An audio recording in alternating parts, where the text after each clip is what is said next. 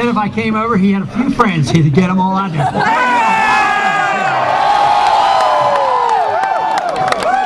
It's great to see so much enthusiasm for the cause of liberty. We certainly need it. We need it in Washington is where we really need it. But there's a lot of things going on in this country, and there's a lot of good things going on.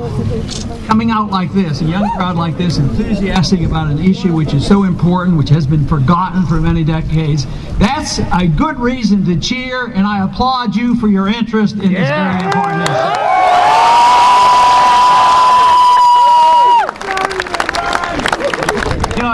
I get asked a lot of times by the media exactly why are the young people interested in what I've been talking about.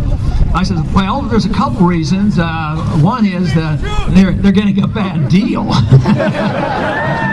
You're inheriting a mess. You have a big debt to deal with. You have perpetual wars that never seem to end. But for various reasons, the Federal Reserve is an issue, personal liberty is an issue, the ongoing wars, and also this deficit, and it's a lot of problems.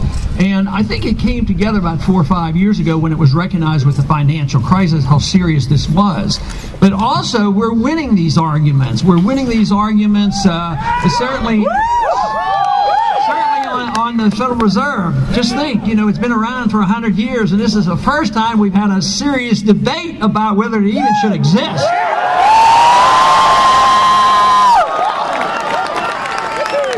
And last year, we actually, got a Federal Reserve audit passed in the House. We got a partial audit passed. And this is a reflection of people like you who have gotten to your congressmen and the congresswomen and say, hey, look, why don't you support this? So the majority is switching and changing. But even on the war issue, this is one where we're winning too. It's been neglected for so long, but now 69% of the American people say enough is enough, get out of Afghanistan.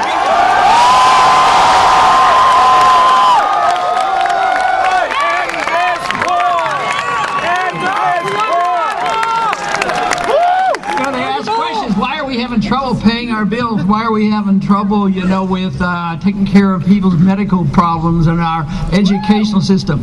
In the last 10 years, we have increased our national debt by $4 trillion for fighting wars that are undeclared, make no sense. And it wouldn't be too difficult to figure out the solution to this. What if we just have a daydream for a minute? What if we had only people in Washington who actually read the Constitution and would obey the Constitution? Under those circumstances, we wouldn't have had a war since World War II. I mean, we would be a very wealthy nation. We'd probably have a lot more friends, too. Unfortunately, the foreign policy you're inheriting, and I hope we do see these changes, is one where our country goes and we have this belief that we have this responsibility to be the policeman of the world. And we go to the various dictators and we say, if you'll be our pet dictator, we're going to give you billions of dollars. But if you don't, we're going to give you a lot of bombs on your country and we're going to kill your people. What a choice. What about a choice? What about a choice of talking to people, being friends with people, and trade with people, and forget about these things?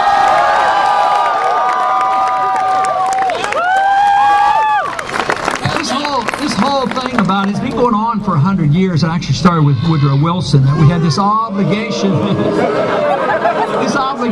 to spread our excellence around the world, and because we're supposed to be an exceptional nation. In many ways we are, but how do you prove that you're an exceptional nation by bombing people when they haven't even attacked us? That's not very exceptional. But our qualities that we have and that we're losing and we need to restore. I mean, if we truly protected civil liberties, if we truly had a sound monetary system and we knew how to provide the conditions for a free market economy and sound money and a foreign policy of friendship and trade, I mean, if we'd set an example, wouldn't this be a better way to spread our message through others who would want to emulate what we're doing if we set a good standard for the rest of the world?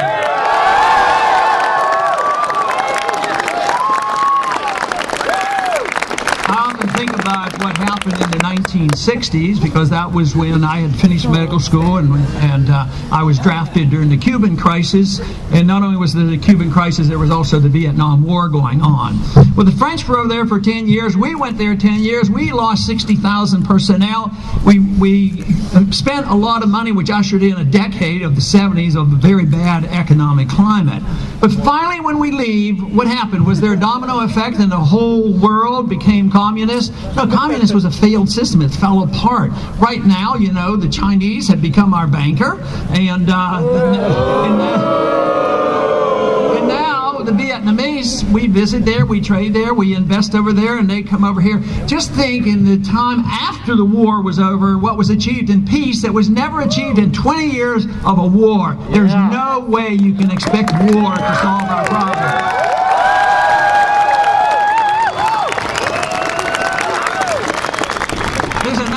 That you'll read about, and sometimes you're taught these things, but it's an absolute fallacy that wars end depressions. And we've been taught that, but it's wrong. Wars might employ people and lower the unemployment rate, but what a heck of an employment. You know, get involved and get shot at and go around shooting people and putting the country further in debt. So, no, wars are not good for the economy. It's always a drain. Just think of it. If you say, well, if you build bombs and weapons and missiles, that'll stimulate the economy. Yeah, but what do you produce? Bombs and missiles and helicopters that go over and get blown up. It doesn't raise the standard of living of anybody. Just think of that money. If it were spent back here, the standard of living would be raised by the American people.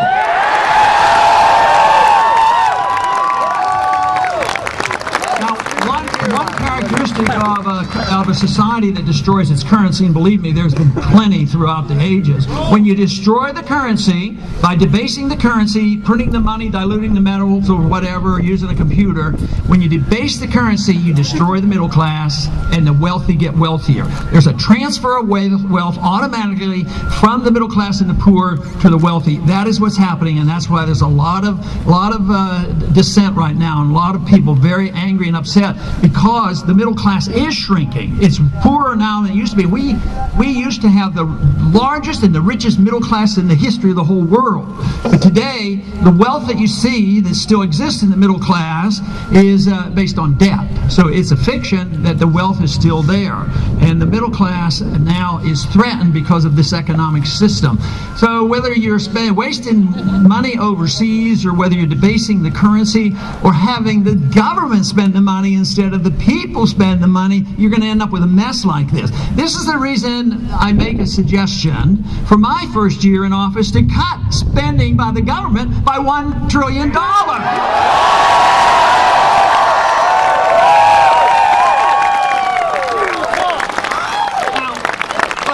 Is stop some of this construction works overseas. For instance, one good example of a real wasteful project, we're spending nearly $1 billion building the biggest embassy in the history of the world, the biggest one for us, in Baghdad. We have 17,000. They tell you the war is over in Iraq. Believe me, it isn't. They're going to have 17,000 employees in this embassy, which is going to be about the same size as the embassy in Italy.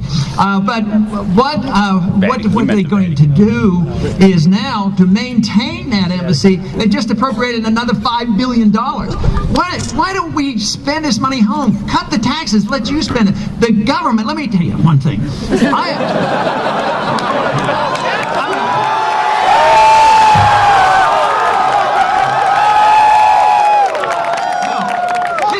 Going to be serious about.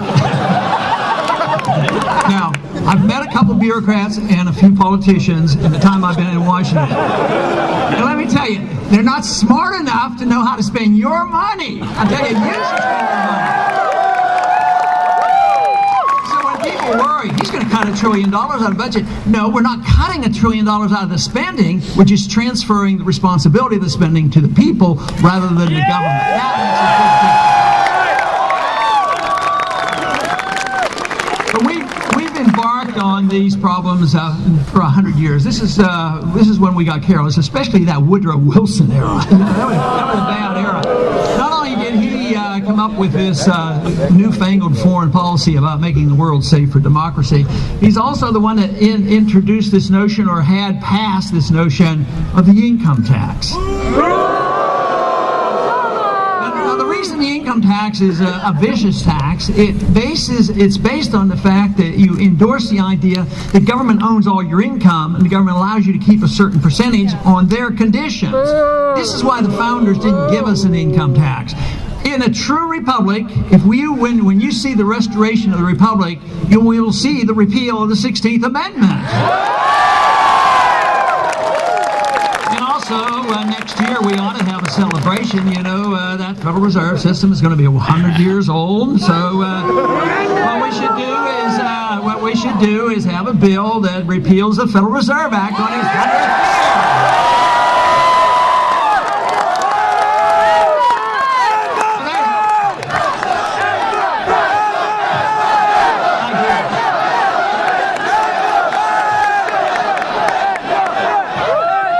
Wonderful idea.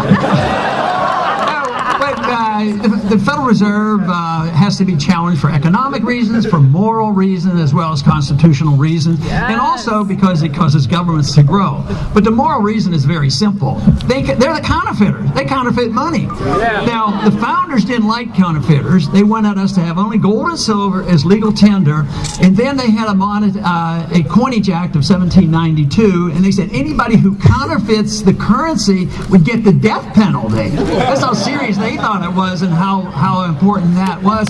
But they're the counterfeiters. They devalue the currency, and yet they have up until recently been held in very high esteem. But the truth is they create the bubbles, and then that sets the stage for the inevitable bust and the recessions and the depressions, and then they delay the recovery, and this is what we're going through right now. But economically, it's a major problem for the business cycle. But also constitutionally, there's no authority for a central bank. It's not there. And this argument's been going on a long time. Jefferson and Hamilton had the argument. And now we go back and forth. First Hamilton wins, and then Jefferson became president. He got rid of the national bank. It's been going on. It would be neat to have another president one day that got rid of this Federal Reserve Bank.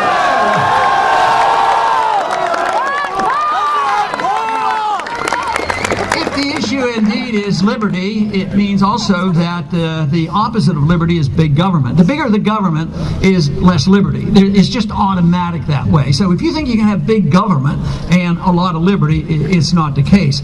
But the Federal Reserve enhances the growth of government. So if it's an entitlement system, there's never enough taxes and never enough borrowing. So you have to print the money, and that delays the consequences, and it hides the people who suffer the most. It hides the victims. So it's very tempting. The politicians love it, and they get away with it until there's a major crisis. And we're in the midst of that, and that's why things will have to change. But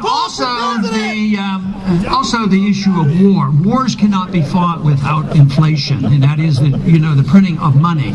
So if we truly wanted to change our policies, we should do one thing that, even if you can't get all the tax code changed and all the laws changed, you could do one thing to make the point. Get rid of the withholding tax. This is what would happen. If the businessman wasn't required to withhold your tax, he then becomes a tax collector, and of course you then have to participate, and if there's ever a challenge, you're guilty until you're proven innocent. It's totally unconstitutional the way it operates. But what if we as a people had to write a check every month to pay all the bills? We couldn't borrow the money, we couldn't print the money, and paid for the type of government we get. I think that it wouldn't last very long. I think people would rebel and say, I'm not sending you any more money for what I'm not getting from the government.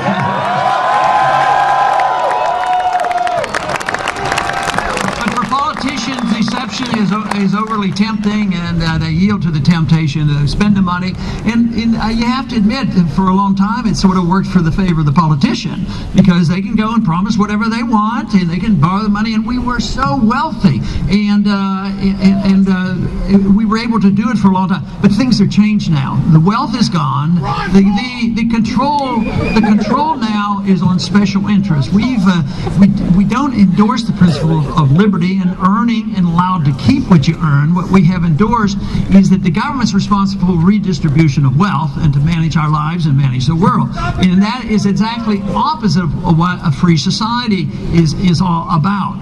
But if we continue to do this, the country will go totally bankrupt. It's technically bankrupt right now, but it will go bankrupt, and that's when you'll see the destruction of the currency. But we're approaching that rather quickly. And if we continue to do this, we'll see more and more power. The argument in Washington, the argument in the campaigns isn't so much liberty versus big government. Unfortunately, my goal, of course, is to take the position that it should be the contest between liberty and big government. That's what the campaign should be all about.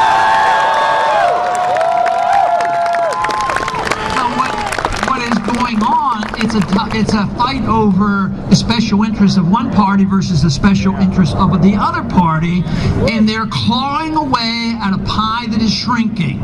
And that's why people are getting very, very nervous, and that's why you should be very concerned, because this is not going to last. I used to talk a whole lot about we have to quit the spending because we don't have the right to put this debt on the next generation.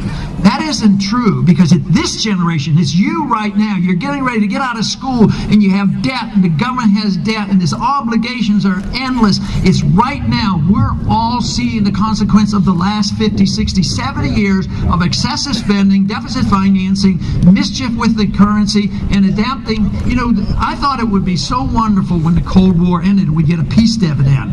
Unfortunately, it didn't happen. The neoconservatives took over and they decided we had to be the policemen of the world. So to get back to where we were, we of course have to change our foreign policy. We have to look at the Federal Reserve, have a different monetary policy, and we have to further understand how free markets work. This whole idea, I know many people are motivated, and most of the people in Washington are well motivated to take care of people and don't let anybody fall through the cracks. But that's also the same motivation to run your personal life. They say, well, people aren't smart enough to know what they should do with their own habits, so we have to tell them and to regulate their lives. Then we also have to regulate how they spend their money. But they're well motivated because they think that the people won't take care of themselves. This is what motivated the housing bubble. You know, the Federal Reserve, easy credit, people can get a loan saying this sounds wonderful. A house, everybody deserves to be free, but not everybody deserves a house at the expense of somebody else. You should have to work for one. Easy credit seemed to be helping. People were getting their houses, and then we had these government programs that forced banks to make bad loans. And they were wondering why this thing was coming about, because it was helping a lot of people. At the same time, they had this tremendous edge. The price of the house, the value of the house was going up and up. So you kept borrowing against this, and they refused. If you look at all the reports of both Greenspan and Bernanke, they never once said that. They reassured everybody, oh, there's no problem at all. There's no housing bubble. But what happens? There was a lot of people making some big money on that. You know, we had Fannie Mae and Freddie Mac and the big banks, and a lot of people were making money. But this incentive to help poor people get a house, even though well motivated, was a disaster, because guess what? The bubble burst. And the crisis hits, and people ran back to Washington. I remember in 2008, both presidential candidates ran back to vote for the bailouts. And guess who got bailed out? The very rich who are making all the money in the process. The ones who brought about the bankruptcy with the derivatives market, and they get the bailout. And what happened to the middle class? What happened to the people who were supposed to get houses? They lost their jobs and they lost their houses. So the entitlement system doesn't work. You should be entitled to your life. You should be entitled to your liberties, and you ought to be entitled to keep what you earn.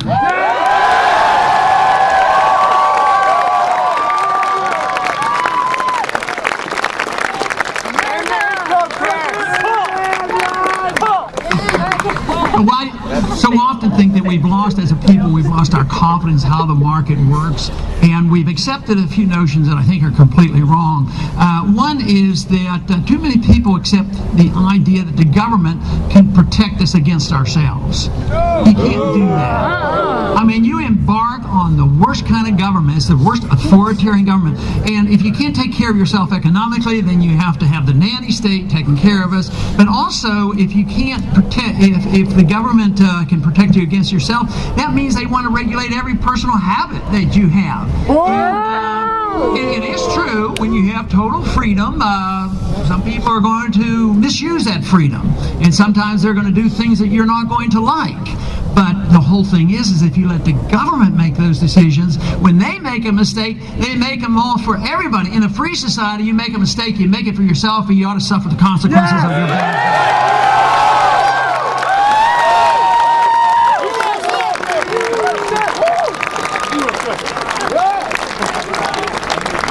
Understand that issue pretty well when it comes to religious beliefs. We can have no religious beliefs, or we can have various religions, and we fairly, tolerate that fairly well as intellectual activities. We're allowed to still read books about communism and socialism and all these failed policies, and we don't regulate that.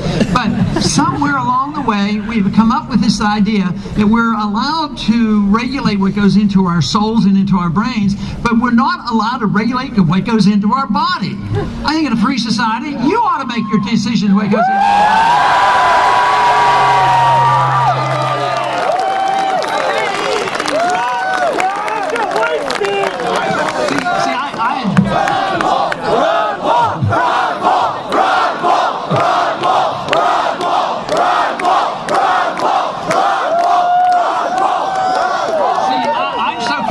into a good idea, and I would even allow you to drink raw milk if you wanted to.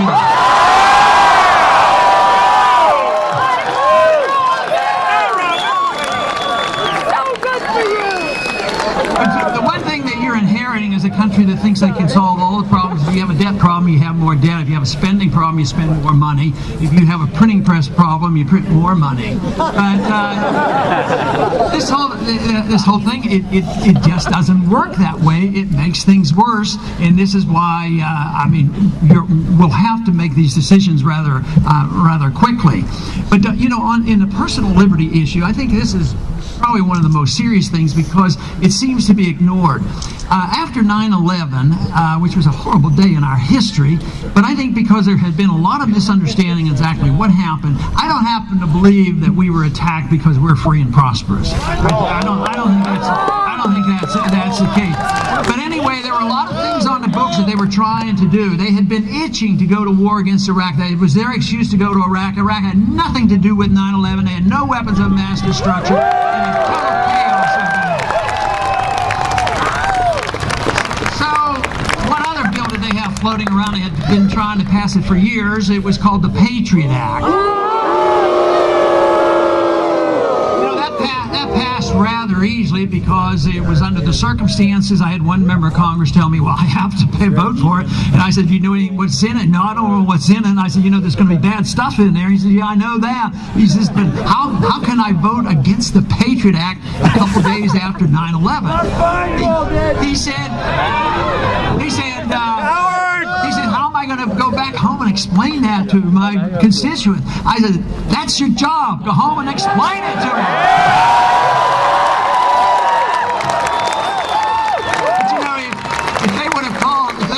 That bill repealed the Fourth Amendment Act, maybe they wouldn't have had so darn many votes for it. So when we get rid of the Patriot Act, we're going to call the bill Restore the Fourth Amendment to the American people.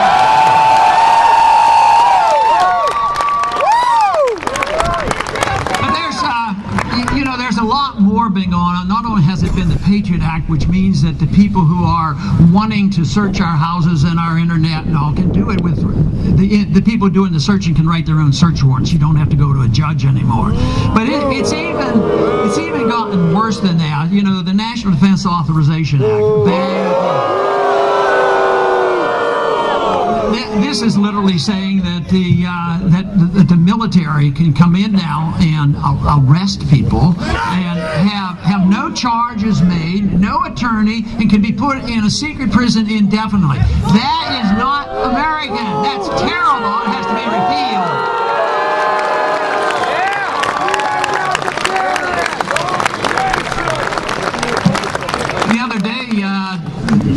Obama wrote an executive order.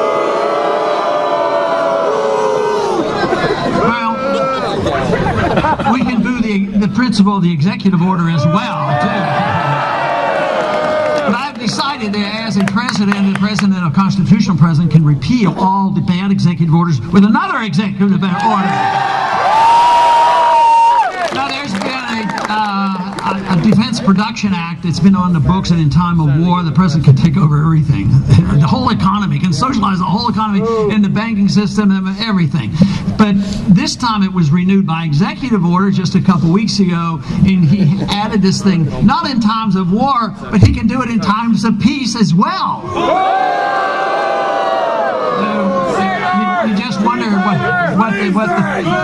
what the plan is that's going on.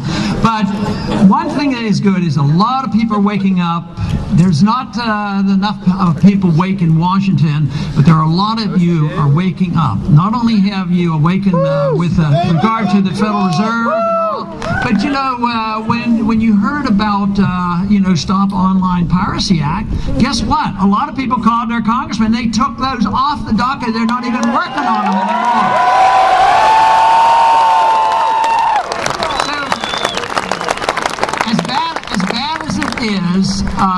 It still works. The system can work. It's just that we have been inundated with bad philosophy, bad economic philosophy, and loss of confidence in the true free society. But when the people wake up, it will work. And this is what's so exciting about talking to so many young people across the country. And the enthusiasm isn't just spotty. It's wherever I go, people like you are very interested. You're understanding that there are problems. And it's just not picking and choosing the special interests. It's structural. It's philosophic. This is what has to be changed.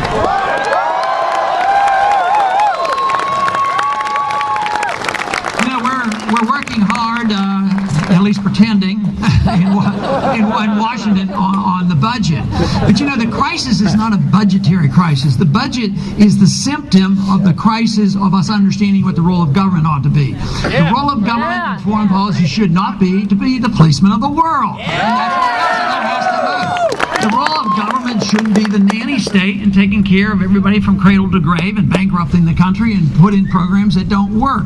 So it's the role of government that has to be addressed, and then the budget comes into place. But it's not technically a budgetary problem, because the tinkering that they do is just unbelievably minor. Today, today we're working on the budget, and the proposal is on the Republican side, the conservative budget is to cut proposed increases, but not to cut any spending, just a proposed increase. It actually increases the military spending, because that's a part of this. But don't worry, they're planning to balance the budget. 30 years to balance the budget. So I think the problems are very obvious. I think the crisis is at our doorstep, but the enthusiasm for change is there. It has to be done. It will be done. Even if we don't change things with the Federal Reserve in a calm, deliberate fashion, the system is going to collapse itself, because they end up destroying the money. But we should be very optimistic that we can accomplish this, because the people are responding in a very favorable way. But we also have to change a couple attitudes. So often, I'm sure some of you have been accused of this, that you just want to go back to the Dark Ages. You want to go back to the Dark Ages, back to the Constitution and things like that. Back to these Dark Ages. But you know where the Dark Ages are? They endorsed tyranny. That's where the Dark Ages are. That's been around for a long time. Freedom is a new idea. Relatively speaking, in history, it's been really tested best in this country, and we've sort of given up on this. So we don't want to go back. What we want to do is pick up the pieces where they were and improve on it. We can have a better gold standard. We can have a better understanding of individual liberty. And we certainly can have a better and understanding, or at least improve upon what the founders advised about a foreign policy of non-intervention in friendship and trade. I think, for instance, that we ought to admit that sanctions don't work. Sanctions aren't actually an act of war. So whether it's sanctions against the Iranians or sanctions against Cuba, don't you think it's about time we started talking to the Cubans and going to visit? I mean, the Castros are still living down there, and after 40-some years, they've used us as a scapegoat and blamed us for all the problems. So there's so many things that we can improve upon and pick up the pieces. But bringing with the principles of liberty and this whole idea of freedom is such a wonderful answer to our problems, because everybody should endorse freedom, whether you're left, right, middle, conservatives, or whatever.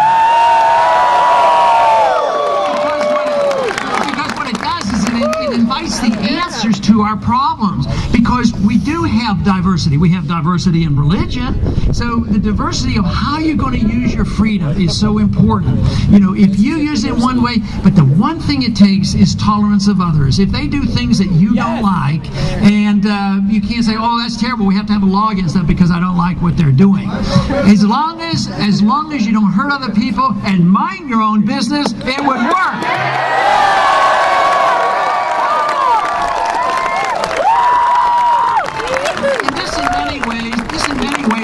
Coalitions together. It brings left and right together on civil liberties and war, and even on the spending policies. It should bring us all together. In Washington, and even today, and you know, lately in the last few weeks, I've been getting a lot of suggestions, a lot of advice from the media and from other people. They keep saying, "When are you going to drop out of this race?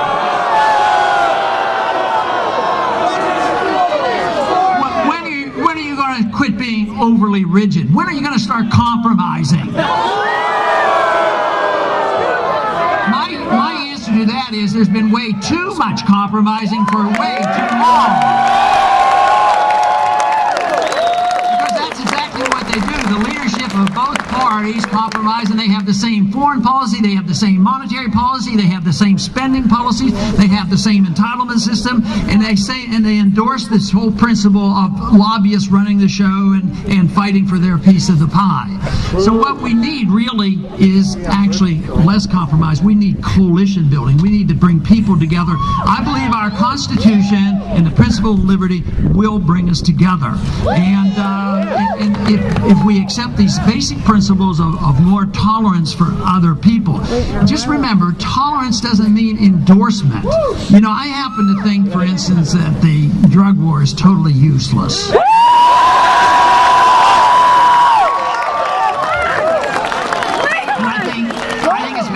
To abuse our liberties and all, but I also think that drugs are very bad. But I also believe that if people make those decisions, but when you do this because somebody might misuse the drugs, then all of a sudden we have this argument about using medicinal marijuana. Then we have courts. The Supreme Court comes up and say, "Oh, we have a right to regulate that under interstate commerce too, because you can't raise marijuana in your backyard to take care of medical problems." These are the kind of things that people have to make up their own mind. I can have my opinion. I advise everybody. I advise my children and grandchildren that drugs are very dangerous, and we should recognize that. But to make up your own minds about this is your business. You have to suffer the consequences.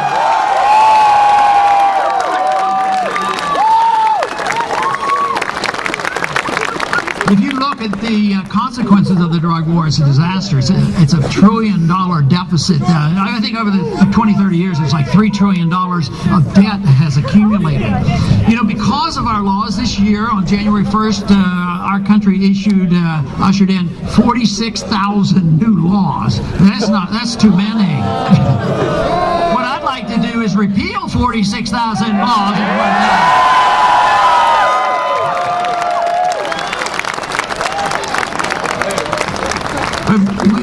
We can do that. We must do that. but we have to restore this confidence that we need. And this is actually where we're making tremendous progress. What we need to do is continue to be energized. We each have a responsibility. If you endorse what I say and understand it, you're going to be in a group, because most people never care about politics. Most people, the majority of people actually don't vote, and the majority who vote decide a day or so before. The fact that you come out and you're interested in this, and if you understand this, actually the burden falls on you to do something about it. And just remember, you don't have to have 51%. You need this irate, tireless minority willing to start brush fires and rise a man.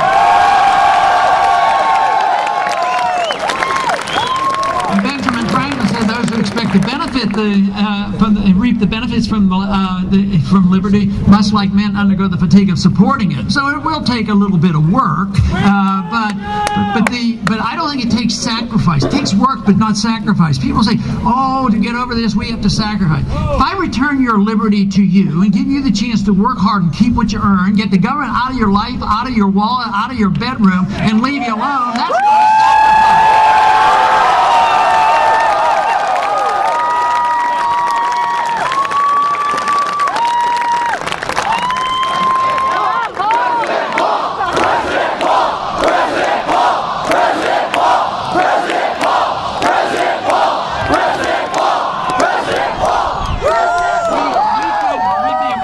Country with less people in prison because we have too many laws. We have 5% of the population of the world. We have 25% of the prisoners. There's something messed up. I think it's because we have way too many laws is what I think the problem is. But the tests were there, and we saw the results, and then our country has given up on it. But right now, I think we're on the verge of making a better decision. And this is the reason we should be optimistic, and we should be very positive, and take upon yourself to do something about it. A lot of people, after I speak, they'll come out and say, "What should I do? What should I do?" Do whatever you want to do.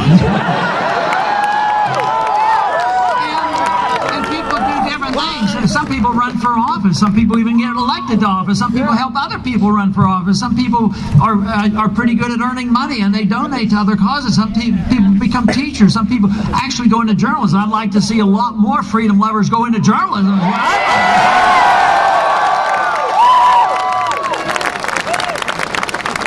So there is a job for each and every one of us, and one thing with certainty, when an idea's time has come, it can't be stopped. And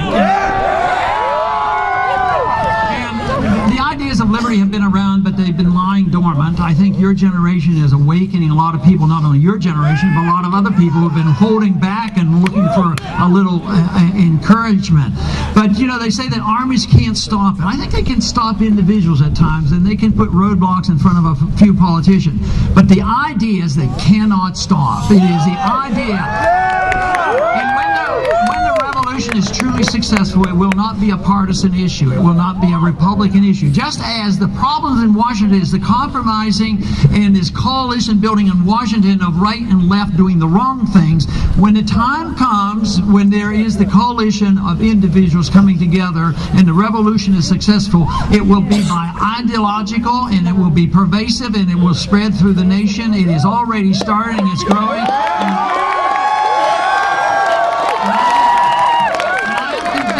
The goal ought to be peace and prosperity, and this is the way we seek peace and prosperity. If we want in our personal lives to seek virtue and excellence, which I think is a pretty good idea, you can't do it with the government telling you what to do. If the government wants to make you virtuous and excellent and wealthy and all this, all they do is undermine our liberties. And this is the reason that the free society is the best society. And it's the only humanitarian society. The opposition who say that we're going to have forced redistribution of wealth and give free houses and all this, and free food to everybody, they do this and make us look like we're not humanitarian, we don't care about our fellow man.